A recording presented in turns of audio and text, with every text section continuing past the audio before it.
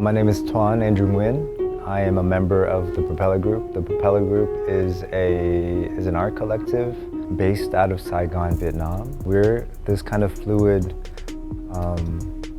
organization of cultural producers making work mainly out of Vietnam, but we do projects all over the world.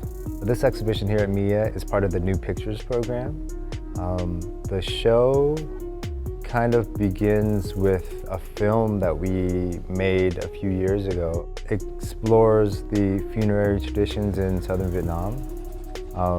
We've also been allowed to curate some objects from MIA's historical collection.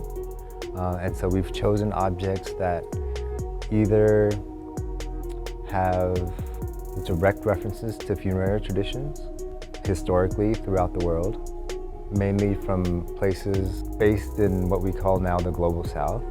And we've made also new objects to kind of sit in dialogue with those objects from the museum's collection. The name of the film is The Living Need Light, The Dead Need Music.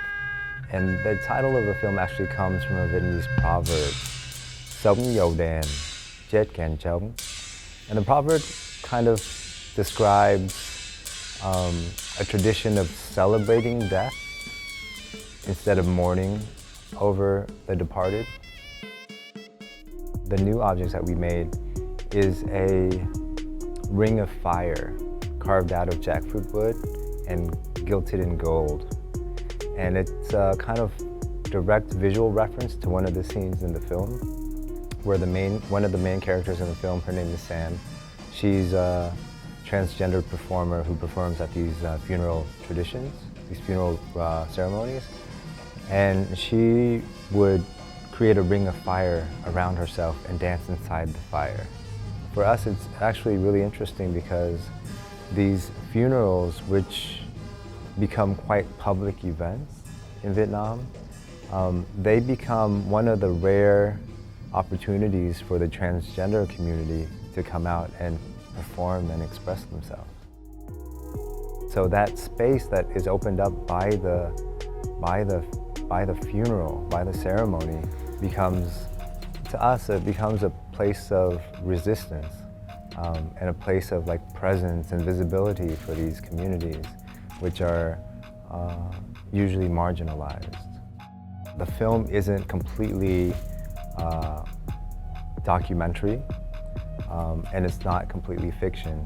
In regards to how we approach making the film, we kind of mix the two.